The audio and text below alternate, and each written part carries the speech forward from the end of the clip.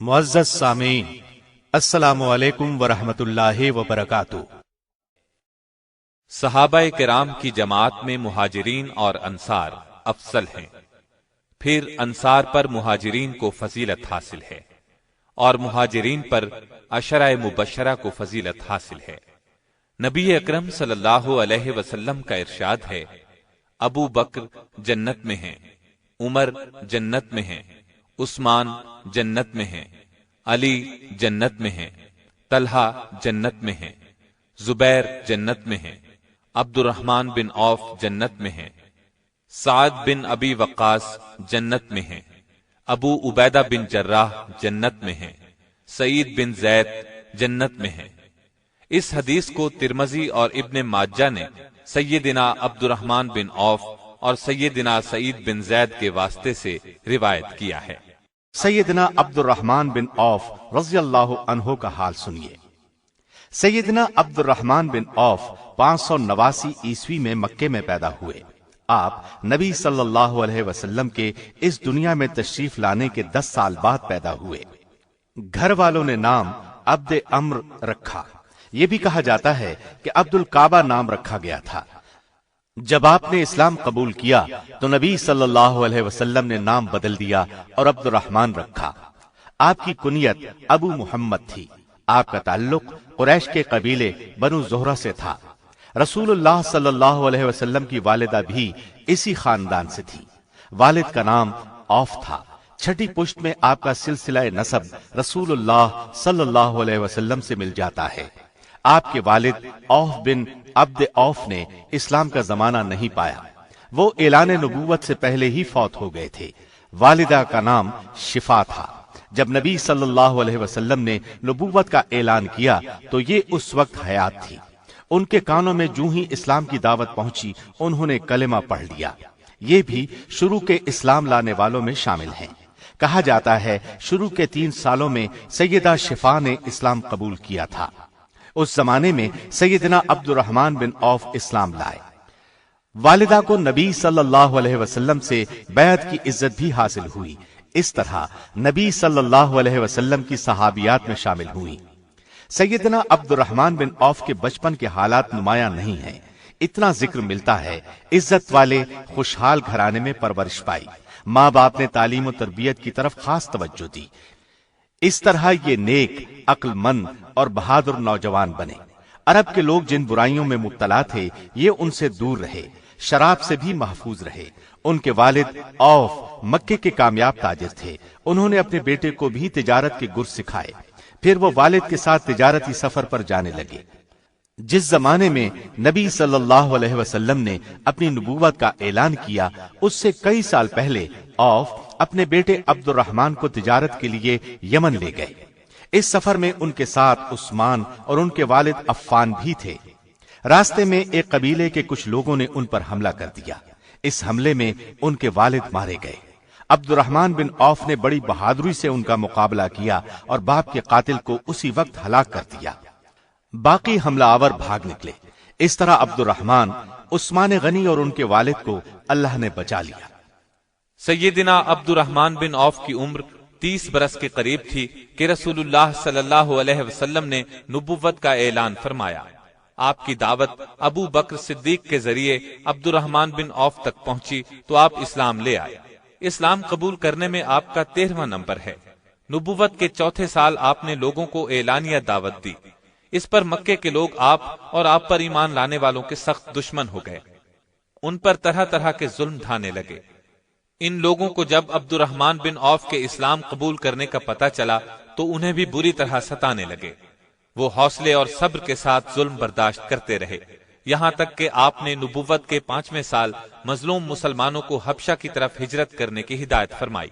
इस पर मक्के से 16-17 मुसलमान हिजरत करके हबशा चले गए। उनमें सैयदना अब्दुर्रहमान बिन औफ भी थे। ये अल्लाह के रास्ते में सबसे पहली हिजरत थी। फिर जब ये खबर उड़ी कि मक्के के तमाम काफिर मुसलमान हो गए हैं तो ये लोग वापस मक्का की तरफ रवाना हुए। उनमें अब्दुर्रहमान बिन औफ भी थे।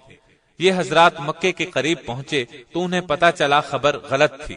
अब उन्होंने वापस जाना मुनासिब न समझा। कुरैश के सरदारों में से किसी न किसी की पनाह लेकर मक्के में दाखिल हो गए।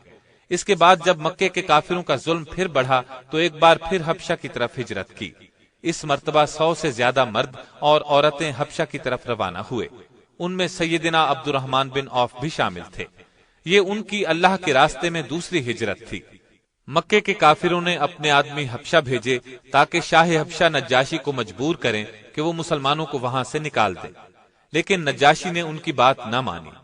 اس کی وجہ یہ تھی کہ وہ ایک نیک بادشاہ تھا، مذہب کی روح سے عیسائی تھا۔ جب اس نے مسلمانوں سے نبی صلی اللہ علیہ وسلم کے بارے میں سوالات کیے تو جواب میں وہ کافی متاثر ہوا۔ اس کے بعد جب نبی صلی اللہ علیہ وسلم نے حبشہ میں موجود مسلمانوں کو ہدایت فرمائی کہ وہ اب مدینے پہنچ جائیں تو تب عبد الرحمن بن عوف نے دوسرے مسلمانوں کے ساتھ مدینے کی طرف ہجرت کی۔ سیدنا عبد الرحمن بن عوف نے جب مدینے کی طرف ہجرت کی اس وقت آپ کی عمر 43 سال تھی۔ اس کے بعد آپ نے باقی زندگی مدینے میں گزاری۔ بھائی چارے کے موقع پر نبی صلی اللہ علیہ وسلم نے سیدنا سعد بن ربیع کو ان کا بھائی بنایا۔ عبد الرحمن بن عوف جب ہجرت کر کے مدینے پہنچے تو انہی کے گھر میں مہمان بن کر ٹھہرے تھے۔ سعد بن ربیع بڑے دولت مند تھے۔ بھائی چارے کے بعد انہوں نے اپنی دولت کا، جائیداد کا، غرض کے ہر چیز کا نصف آپ کو دینا چاہا، لیکن عبد الرحمن بن عوف نے ان کا شکریہ ادا کرتے ہوئے کہا، بھائی یہ سب چیزیں تمہیں مبارک ہوں، مجھے تو تم صرف بازار کا راستہ بتا دو جہاں تجارت ہوتی ہے۔ سعد بن ربیع نے انہیں بازار کا راستہ بتا دیا۔ آپ بازار گئے اور وہاں سے پنیر اور گھی خرید کر ان کی تجارت شروع کر دی۔ یہ ان کا خاندانی پیشہ تھا۔ بہت جلد وہ کامیاب تاجر بن گئے اور دولت مند ہو گئے۔ آپ نے اپنی زندگی اور دولت اسلام کے لیے وقف کر دی۔ جہاد میں بھی ہر طرح حصہ لیا۔ بدر کی لڑائی میں آپ شریک تھے۔ بدر میں شریک ہونے والے صحابہ کا بہت بڑا درجہ ہے۔ اللہ نے ان کے سب گناہ معاف کر دیے اور انہیں جنت کی خوشخبری سنائی۔ احد کی لڑائی میں جو صحابہ رسول کریم صلی اللہ علیہ وسلم کے ارد گرد جم کر کھڑے رہے ان میں سیدنا عبد الرحمن بن عوف بھی تھے۔ آپ جان ہتھیلی پر رکھ کر لڑتے رہے، زخم پر زخم کھایا لیکن اپنی جگہ سے نہ ہٹے۔ لڑائی کے بعد ان کے جسم پر 21 زخم گنے گئے۔ ان میں پاؤں کا زخم اس قدر شدید تھا کہ ساری عمر لنگڑا کر چلتے رہے۔ ہجرت کے 5ویں سال خندق کی لڑائی پیش آئی۔ اس کو غزوہ احزاب بھی کہا جاتا ہے۔ اس لڑائی کی خاص بات یہ ہے کہ عرب کے تمام کافروں نے مل کر مدینے پر چڑھائی کی تھی۔ آپ نے مدینے میں ٹھہر کر اس کا مقابلہ کرنے کا فیصلہ کیا اور سیدنا سلمان فارسی کے مشورے پر شہر کے گرد خندق کھودی گئی۔ اس کام میں نبی صلی اللہ علیہ وسلم اور دوسرے صحابہ کے ساتھ سیدنا عبد الرحمن بن عوف نے بھی حصہ لیا۔ شام کی طرف جانے والے تجارتی قافلے دومت الجندل سے گزرتے تھے۔ اس علاقے میں بنو کلب کے لوگ آباد تھے۔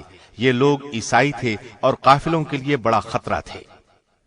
شعبان 6 ہجری میں رسول اللہ صلی اللہ علیہ وسلم نے عبد الرحمن بن عوف کو سالار بنا کر 700 صحابہ کا لشکر دے کر ان کی طرف روانہ کیا۔ اپنے ہاتھ سے ان کے سر پر پگڑی باندھی۔ وہاں پہنچ کر آپ نے بنو کلب کو اسلام کی دعوت دی۔ 3 دن تک وہ انہیں تبلیغ کرتے رہے۔ آخر تیسرے دن قبیلے کے لوگ مسلمان ہو گئے۔ فتح مکہ کے موقع پر بھی آپ ساتھ تھے۔ قبیلہ بنو حوازن اور بنو سعد نے مکے پر حملے کی تیاری کی تو نبی صلی اللہ علیہ وسلم 12,000 کا لشکر لے کر آگے بڑھے۔ حنین کے مقام پر یہ قبیلے جمع ہو رہے تھے۔ آپ بھی وہاں پہنچ گئے۔ اسلامی لشکر میں عبد الرحمن بن عوف بھی شامل تھے۔ انہوں نے لڑائی کے میدان میں بہت جواں مردی دکھائی، ڈٹ کر لڑے۔ اللہ تعالیٰ نے کافروں کو شکست دی۔ ان کے 6,000 آدمی گرفتار ہوئے، باقی بھاگ نکلے۔ غزوہ تبوک کے موقع پر جب تمام صحابہ نے دل کھول کر چندہ دیا، سیدنا عبد الرحمن بن عوف نے ایک بڑی رقم نبی صلی اللہ علیہ وسلم کی خدمت میں پیش کی۔ اس سفر میں ایک خاص واقعہ یہ پیش آیا کہ لشکر نے ایک جگہ پڑاؤ ڈالا۔ صبح کے وقت فجر کی نماز سے پہلے نبی صلی اللہ علیہ وسلم قضاء حاجت کے لیے تشریف لے گئے۔ آپ کو واپس آنے میں کچھ دیر ہو گئی تو لوگوں نے عبد الرحمن بن عوف کو امامت کے لیے کھڑا کر دیا۔ انہوں نے نماز شروع کر دی۔ جب نبی صلی اللہ علیہ وسلم وضو کر کے تشریف لائے تو مغیرہ بن شعبہ آپ کے ساتھ تھے۔ انہوں نے ارادہ کیا کہ عبد الرحمن بن عوف کو پیچھے ہٹا دیں، لیکن آپ نے فرمایا رہنے دو۔ پھر نبی صلی اللہ علیہ وسلم نے عبد الرحمن بن عوف کے پیچھے 1 رکعت ادا کی۔ ان کے سلام پھیرنے پر آپ نے بقیہ نماز پوری کی۔ تبوک سے واپسی پر آپ نے حج کے لیے 300 صحابہ کا قافلہ مکے کی طرف روانہ کیا۔ اس میں عبد الرحمن بن عوف بھی تھے۔ ہجرت کے 10ویں سال نبی صلی اللہ علیہ وسلم حج کے لیے تشریف لے گئے۔ 1,00,000 سے زائد صحابہ ساتھ تھے، ان میں سیدنا عبد الرحمن بن عوف بھی تھے۔ ہجرت کے 11ویں سال نبی صلی اللہ علیہ وسلم بیمار ہو گئے اور ربیع الاول کے مہینے میں اس دنیا سے رحلت کر گئے۔ انا للہ و انا الیہ راجعون۔ دوسرے مسلمانوں کی طرح سیدنا عبد الرحمن بن عوف کو بھی شدید صدمہ پہنچا، غم سے نڈھال ہو گئے۔ ابو بکر صدیق کی خلافت میں آپ سے حکومتی معاملات میں مشورے لیے جاتے رہے۔ اسی طرح سیدنا عمر کے دور میں بھی آپ مشیر رہے۔ آپ کے مشوروں کو قدر کی نگاہ سے دیکھا گیا۔ امیر حج بنائے گئے۔ ایک مرتبہ شام کے وقت مدینے کے باہر ایک قافلہ آ کر رکا۔ امیر المومنین عمر فاروق کو پتہ چلا تو سید عبد الرحمن بن عوف سے فرمایا، قافلے والے تھکے ماندے ہوں گے، بے خبر سو جائیں گے، ایسے میں کوئی نقصان نہ ہو جائے، آؤ تم اور میں رات کو قافلے کی پہرہ داری کریں۔ چنانچہ دونوں رات بھر پہرہ دیتے رہے۔ 16 ہجری کو سیدنا عمر فاروق رضی اللہ عنہ شام تشریف لے گئے۔ وہاں بیت المقدس کے عیسائیوں سے صلح کا معاہدہ طے پانا تھا اور اس معاہدے کے تحت عیسائیوں کو بیت المقدس حوالے کرنا تھا۔ یہ معاہدہ جابیہ کے مقام پر لکھا گیا۔ گواہ کے طور پر عبد الرحمن بن عوف نے دستخط کیے۔ سیدنا عمر نے جب آخری مرتبہ 23 ہجری میں حج کیا تو عبد الرحمن بن عوف ساتھ تھے۔ ابو لولو یہودی نے جب سیدنا عمر فاروق پر خنجر سے 6 وار کیے تو آپ نے عبد الرحمن بن عوف کا ہاتھ پکڑ کر اپنی جگہ امامت کے لیے کھڑا کر دیا، خود زمین پر گر پڑے۔ عبد الرحمن بن عوف نے نماز مکمل کی۔ اس وقت تک ابو لولو نے 9 صحابہ پر وار کیے تھے، ان میں سے 7 شہید ہو گئے۔ عمر رضی اللہ عنہ کے زخم بہت شدید تھے، لوگ اٹھا کر گھر لائے۔ اس حالت میں آپ نے خلافت کے لیے 6 صحابہ کے نام تجویز کیے اور فرمایا، میں ان سے بڑھ کر کسی کو خلافت کا حقدار نہیں سمجھتا۔ وہ 6 نام یہ تھے: سیدنا عثمان، سیدنا علی، طلحہ، زبیر، عبد الرحمن بن عوف، سعد بن ابی وقاص رضی اللہ عنہم۔ یکم محرم 24 ہجری کو عمر رضی اللہ عنہ نے وفات پائی۔ قبر میں اتارنے والوں میں عبد الرحمن بن عوف بھی تھے۔ آپ کے بعد سیدنا عثمان رضی اللہ عنہ خلیفہ بنے۔ آپ بھی عبد الرحمن بن عوف کی بہت عزت کرتے تھے۔ آپ نے انہیں امیر الحج بھی بنا کر بھیجا۔ 29 ہجری میں حج کے لیے گئے تو عبد الرحمن بن عوف کو ساتھ لے گئے۔ سیدنا عثمان کی خلافت کے 6 سال امن و سکون سے گزرے، لیکن پھر ان کے خلاف سازشیں شروع ہو گئیں۔ عبد الرحمن بن عوف کبھی بھی کسی سازش کے قریب تک نہ گئے، اپنا وقت نہایت خاموشی سے گزارتے رہے، یہاں تک کہ دنیا سے رخصتی کا وقت آ پہنچا۔ عبد الرحمن بن عوف نے خلافت عثمانی میں خلافت کے 8ویں سال 31 ہجری میں وفات پائی۔ وہ ماہ سفر کی پہلی تاریخ تھی، منگل کا دن تھا۔ اس وقت ان کی عمر 72 سال تھی۔ ان کی وفات کی خبر سن کر مسلمانوں کو شدید صدمہ پہنچا۔ سیدنا علی نے ان کے جنازے پر کھڑے ہو کر دکھ بھرے لہجے میں فرمایا، عبد الرحمن بن عوف، تم نے اچھا زمانہ پایا اور فتنوں سے بچ کے چل دیے۔ سعد بن ابی وقاص بھی جنازے میں شریک تھے۔ راستے میں کئی بار ان کے منہ سے نکلا، آہ یہ پہاڑ بھی چل بسا، یعنی یہ بڑی شان والا آدمی بھی رخصت ہوا۔ امیر المومنین نے نماز جنازہ پڑھائی۔ یہ بھی کہا جاتا ہے کہ زبیر بن عوام نے پڑھائی۔ جنت البقیع میں دفن ہوئے۔ آپ بہت خوبصورت تھے، قد لمبا اور رنگ سرخ تھا، آنکھیں بڑی اور پلکیں لمبی اور داڑھی گھنی تھی۔ سادہ کھانا پسند تھا، کبھی گھر میں عمدہ کھانا پکتا تو اس کو دیکھ کر رو پڑتے اور فرماتے، رسول اللہ اور آپ کے گھر والوں کو تمام عمر پیٹ بھر جو کی روٹی بھی نہ مل سکی۔ آمدنی کا بڑا ذریعہ تجارت تھا، نہایت کامیاب تاجر تھے۔ جتنے دولت مند تھے اتنے ہی سخی تھے، اپنی دولت بے دریغ اللہ کے راستے میں لٹاتے تھے۔ لطف کی بات یہ کہ جتنا وہ خرچ کرتے تھے اللہ تعالیٰ اتنا ہی زیادہ آپ کو دیتا تھا۔ نماز پڑھتے وقت اس طرح کھڑے ہوتے جس طرح کوئی عاجز بندہ اپنے آقا کے سامنے حاضر ہو۔ اس وقت انہیں اپنے آقا کی عبادت کے سوا کسی بات کا خیال نہیں رہتا تھا۔ نوافل بھی بہت پڑھتے تھے، رمضان کے علاوہ بہت روزے رکھتے تھے۔ زندگی میں کئی حج کیے، دین کے بہت بڑے عالم تھے، کئی شادیاں کی، ان سے 8 لڑکیاں اور 20 کے قریب لڑکے پیدا ہوئے۔ آپ کے ایک بیٹے ابو سلمہ کا شمار بہت ہی بڑے عالموں اور تابعین میں ہوتا ہے۔ گھر والوں سے بہت شفقت کا برتاؤ کرتے تھے۔ آپ ان 10 خوش نصیبوں میں ہیں جنہیں دنیا میں جنت کی خوشخبری سنائی گئی۔ اس کے باوجود آپ آخرت کی بہت زیادہ فکر کرتے تھے، کبھی ایسا کام نہیں کرتے تھے جس سے اللہ ناراض ہو۔ اپنا مال غریبوں، مسکینوں اور حاجت مندوں میں تقسیم کرتے رہتے تھے۔ آپ کو اللہ نے بے انتہا دولت دی تھی، ساتھ ہی دل بھی بہت بڑا دیا تھا۔ ایک روز اپنی ایک زمین 40,000 میں فروخت کی۔ اسی وقت یہ رقم مدینے کے غریبوں اور مسکینوں میں تقسیم کرا دی۔ ایک مرتبہ جہاد کے لیے گھوڑوں کی ضرورت پیش آئی۔ آپ نے 500 گھوڑے دیے۔ ایک دفعہ 500 اونٹ مجاہدین کی خدمت کے لیے پیش کیے۔ ایک اور موقع پر 1500 اونٹ اللہ کے راستے میں دیے۔ 2 اور موقعوں پر نبی صلی اللہ علیہ وسلم نے خرچ کرنے کی ترغیب دی تو آپ نے 40,000 ہزار نقد پیش کر دیے۔ ایک روز آپ نے غلام آزاد کرانے کی ترغیب دی۔ عبد الرحمن بن عوف نے ایک ہی دن 30 غلام آزاد کر دیے، حالانکہ ایک ایک غلام کئی ہزار میں خریدا تھا۔ وفات سے پہلے فرمایا، بدر کی لڑائی میں جو صحابہ رسول اللہ صلی اللہ علیہ وسلم کے ساتھ شریک ہوئے، ان میں سے جو ابھی تک زندہ ہیں انہیں بلاؤ، اور میری طرف سے ہر ایک کو 400 دینار پیش کرو، اور میری طرف سے درخواست کرو کہ وہ یہ ہدیہ قبول کر لیں۔ اس وقت تقریباً 100 بدری صحابہ زندہ تھے۔ ان سب نے نہایت خوشی سے یہ ہدیہ قبول کیا۔ پھر فرمایا کہ 50,000 دینار اور 1,000 گھوڑے اللہ کی راہ میں تقسیم کر دیے جائیں۔ چنانچہ یہ بھی اسی وقت تقسیم کر دیے گئے۔ آپ بہت بہادر اور نڈر تھے، حد درجے پرہیزگار تھے۔ رسول اللہ صلی اللہ علیہ وسلم سے آپ کو بہت محبت تھی۔ اسی طرح رسول اللہ صلی اللہ علیہ وسلم کو بھی عبد الرحمن بن عوف سے بہت محبت تھی۔ نبی صلی اللہ علیہ وسلم کے بعد عبد الرحمن بن عوف نے امہات المومنین کا ہر طرح خیال رکھا۔ بڑی بڑی رقمیں انہیں بھیجا کرتے تھے۔ ایک بار خالد بن ولید نے عبد الرحمن بن عوف کو کوئی سخت بات کر دی۔ انہوں نے نبی صلی اللہ علیہ وسلم سے شکایت کی۔ نبی صلی اللہ علیہ وسلم نے خالد بن ولید کو بلایا اور فرمایا، خالد، تم میرے بدری صحابہ میں سے کسی کو تکلیف نہ دو، کیونکہ تم میں سے کوئی احد کے برابر سونا خرچ کر دے تو بھی بدری صحابہ کے مرتبے کے نصف کو بھی نہیں پہنچ سکتا۔ عبد الرحمن بن عوف کو نبی صلی اللہ علیہ وسلم سے بہت محبت تھی۔ ضرورت پڑنے پر اپنی جان، اولاد اور مال قربان کرنے کے لیے تیار رہتے تھے۔ کافروں سے جتنی لڑائیاں ہوئیں وہ قریب سبھی میں آپ کے ساتھ رہے۔ وہ ان چند صحابہ میں سے تھے جن میں سے کوئی نہ کوئی آپ کی خدمت میں حاضر رہتا تھا تاکہ آپ کو کوئی ضرورت پیش آ جائے تو اس کو پورا کر سکے۔ ایک روز عبد الرحمن بن عوف آپ کی خدمت میں حاضر تھے۔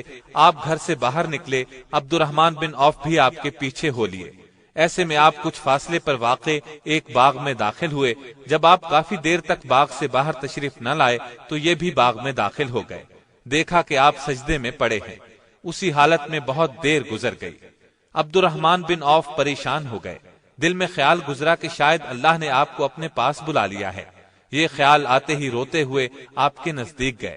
اسی وقت آپ نے سر مبارک اٹھایا اور دریافت فرمایا، عبد الرحمن بن عوف، کیا بات ہے؟ انہوں نے عرض کیا، اے اللہ کے رسول، میرے ماں باپ آپ پر قربان ہوں۔ آپ اتنی دیر سجدے میں پڑے رہے، میں سمجھا کہ آپ ہمیشہ کے لیے ہم سے جدا ہو گئے ہیں، اس لیے مجھے رونا آ گیا۔ آپ نے یہ سن کر فرمایا، اے عبد الرحمن، جبریل مجھے خوشخبری دے رہے تھے کہ جو آپ پر درود بھیجے گا اللہ تعالیٰ اس پر درود بھیجے گا، جو آپ پر سلام بھیجے گا اللہ تعالیٰ اس پر سلام بھیجے گا۔ یہ سجدہ اس خوشخبری کے شکرانے کا تھا۔ ایک دفعہ عبد الرحمن بن عوف نے اپنی کچھ زمین 40,000 میں بیچی۔ اس کا ایک حصہ انہوں نے اپنے خاندان بنو زہرہ کے غریبوں، مسکینوں اور حاجت مندوں میں تقسیم کر دیا۔ ایک حصہ امت کی ماؤں کی خدمت میں بھیج دیا۔ عائشہ صدیقہ کے پاس ان کا حصہ پہنچا تو آپ نے پوچھا، یہ مال کس نے دیا؟ انہیں بتایا گیا کہ عبد الرحمن بن عوف نے زمین فروخت کی ہے اور مال تقسیم کیا ہے۔ سیدہ عائشہ نے فرمایا، مجھ پر اور تم پر سوائے بھلے لوگوں کے کوئی مہربانی نہیں کرے گا۔ اللہ تعالیٰ ابن عوف کو جنت کی نہر سے سیراب کرے۔ رسول اللہ صلی اللہ علیہ وسلم عبد الرحمن بن عوف کو صادق اور سخی فرمایا کرتے تھے۔ ایک دفعہ آپ نے اپنی ازواج مطہرات سے فرمایا، میرے بعد جو شخص تمہاری خدمت کرے گا وہ صادق اور سخی ہوگا، اور یہ عبد الرحمن بن عوف ہی تھے جنہوں نے امہات المؤمنین کی بہت خدمت کی۔ اللہ تعالیٰ کی ان پر بے شمار رحمتیں ہوں۔